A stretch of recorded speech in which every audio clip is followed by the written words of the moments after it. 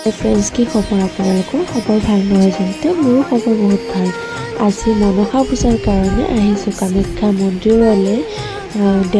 লগতে দেৱধনী মেলা বুলিও কয়, যিটো আজিৰ পৰা 3 দিনীয়া কাৰ্যসূচী চলিব।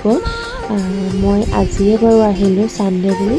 পূজাৰ বজাৰ গোটেইখিনি লৈ আহিছোঁ। লগতে এই পুখুৰীটোতে ভৰি হাত ধুই চাকি ধূপ জ্বলাই শীতলা মন্দিৰত নাৰিকলটো দি কিনে আহিছোঁ ভিতৰলৈ। ভিতৰত বাৰু ভিডিঅ' কৰিবলৈ নিদিয়ে, কোনো ৰকম পূজা দি ওলাই আহিলোঁ। যি ভিৰ, আহি দেখিলোঁ পাৰক এটা ইমান মৰম লগাকৈ চলি আছে।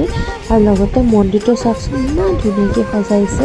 গোটেই মন্দিৰটো মই ঘূৰিলোঁ, ভালেই লাগিলে। মোৰ মনটো কিবা এটা শান্তি লাগি গ'ল। আৰু ইয়াতে আহিলে মানে ইয়াতেই থাকিবলৈ মন যায়। এইখিনি জেগা পূৰা আজি ফুল হৈ গৈছে, বহুত ধুনীয়াকৈ সজাইছে। আজিলৈ আহিছোঁ, আকৌ লগ পাম নতুন